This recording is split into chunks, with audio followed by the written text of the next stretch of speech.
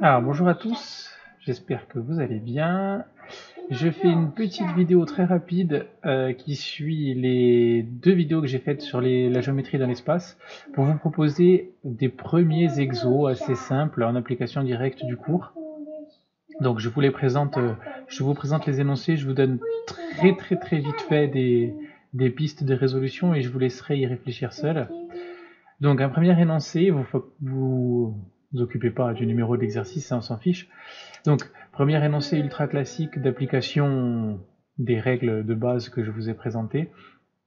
L'espace est rapporté à un repère orthonormé OIJK, on considère 4 points ABC et D dont on donne les coordonnées, et deux questions assez classiques. Quelle est la nature du triangle ABC? Enfin, justifier qu'ABC est un triangle rectangle, la question pourrait très bien être quelle est la nature du triangle ABC? Ça changerait pas grand chose. Montrer que les vecteurs AB et CD sont collinéaires, montrer que ABC et D sont coplanaires, j'en ai pas trop parlé de la notion de coplanarité, c'est-à-dire qu'ils sont dans le même plan. Je vais vous laisser y réfléchir et peut-être que je le détaillerai un petit peu plus. Et ensuite, la nature du quadrilatère ABCD. Un deuxième énoncé que voici. Donc on est toujours dans un repère de l'espace, on a 3 points AB et C, on voudrait justifier que ces points ne sont pas alignés. Alors, si vous réfléchissez un petit peu, si vous savez montrer que des points sont alignés, forcément vous savez montrer qu'ils ne le sont pas. Et déterminer les coordonnées du milieu de BC. Et question assez intéressante, quand on a un triangle ABC, comment est-ce qu'on va déterminer les coordonnées du centre de gravité du triangle ABC? Normalement c'est un truc que vous avez déjà fait l'an dernier en première dans le plan. Ça ne change pas grand chose dans l'espace. Enfin en tout cas en termes de méthodologie c'est la même méthode. Un troisième exo, l'espace est rapporté à un repère, encore et toujours, A et B, 2 points, une représentation paramétrique de la droite AB. Est-ce que le point C appartient à la droite AB? Question assez bateau, comme je vous avais dit quand je vous ai présenté comment est-ce qu'on définissait une droite. Et un petit, entre guillemets, un petit problème, on va dire. Donc on se place dans l'espace muni d'un repère orthonormé, on considère 4 points B, C et D, montrer que les points ne sont pas alignés, delta à la droite qui passe par le point D qui a pour vecteur directeur ça, montrer qu'elle est orthogonale au plan, en déduire une équation du plan, une représentation paramétrique de la droite, les coordonnées d'intersection de la droite et du plan, je vous avais dit qu'on parlerait beaucoup d'intersection.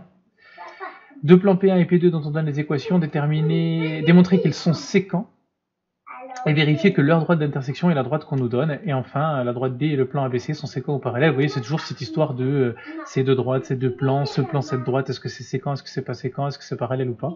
Donc vous réfléchirez à ça aussi. Je vous laisserai faire des pauses sur la vidéo pour regarder les énoncés. Alors juste pour vous parler un tout petit peu de la résolution. Donc pour le premier, question assez classique, hein. On est dans un repère. Alors en 3D, en général, on ne fait pas les dessins, parce que c'est assez difficile de dessiner en 3D sur une feuille en 2D, n'est-ce pas? Mais juste pour imager le truc, vous avez 3 points A, B et C, et vous voulez la nature du triangle ABC. Donc, pas très compliqué, qu'est-ce que vous allez faire? Ce qui est assez facile à faire, vous allez calculer les 3 longueurs, et vous verrez bien si c'est les 3 les mêmes, le triangle sera équilatéral, s'il y en a 2 pareils, c'est isocèle, si vous avez la réciproque de Pythagore, c'est rectangle, ou si comme ici, comme on vous donne, la question est un peu gentille, on vous dit montrer que c'est rectangle, alors c'est rectangle, je sais pas en quoi, là j'ai fait un truc qui serait peut-être rectangle en B, bah effectivement pour montrer que c'est rectangle, peut-être qu'il suffit de montrer que ce vecteur et celui-là sont orthogonaux, et si vous vous souvenez du cours, on a vu à quelles conditions deux vecteurs sont orthogonaux. Pour le second, cette fois-ci, montrer que les points ne sont pas alignés, par exemple comme ici. Alors, là aussi, normalement, vous savez montrer que 3 points A, B et C, sont alignés.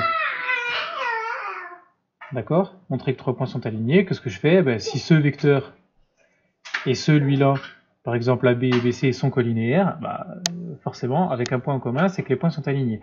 Donc, si vous savez à quelles conditions ils sont alignés, vous savez à quelles conditions ils ne le sont pas. Et quand 3 points ne sont pas alignés, comme par exemple les points A, B et C qui sont ici, bah, un truc pas mal qu'on peut faire. Alors C, là c'est pas demandé, mais vous pouvez y réfléchir, je peux rajouter la question, donner l'équation du plan ABC, vous y réfléchirez, et voilà, cette question, le centre de gravité ici, le point G, le point d'équilibre du triangle, c'est une question qui peut être intéressante, donc c'est la question qui est posée, vous y réfléchirez. Dans le troisième, rien, hein. Est-ce que je vous ai affiché le troisième alors? Non, pas du tout. Où est-ce qu'il est? Ah si, il est où? Il est là. Attendez, je vais sortir les deux autres. Hop. Donc, un point A, un point B, équation de la droite AB. On a dit qu'il fallait un point, un vecteur. Donc le point, vous prenez soit B, le vecteur, vous prenez le vecteur AB. Et est-ce que le point C, là ou là, est-ce qu'il est sur la droite? Donc j'en ai déjà parlé dans le cours. Et enfin, le problème.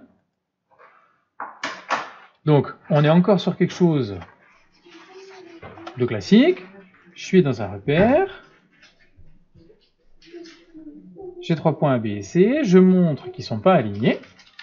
Donc, comme je les dessine ici. Papa, c'est l'heure du goûter. Oui, j'arrive, mon amour. Si ces 3 points ne sont pas alignés, je vais chercher une équation du plan. Alors, dans ce problème, en fait, vous avez un petit peu la méthodologie qui est guidée, puisque la question pourrait être juste déterminer l'équation du plan.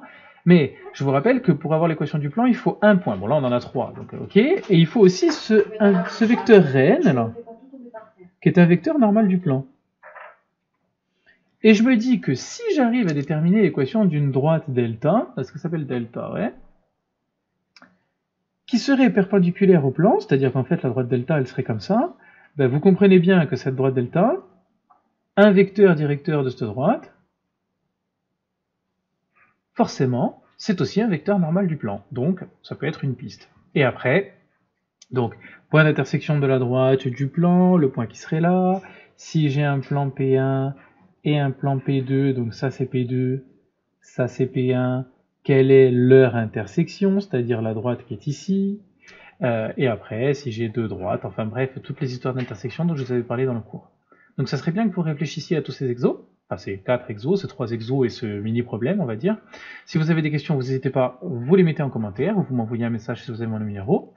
Et dans les jours qui arrivent, je vous fais une correction bien détaillée, mais j'aimerais bien que vous m'envoyiez ce que vous avez fait avant, si vous avez le temps de le faire. Voilà, bon courage!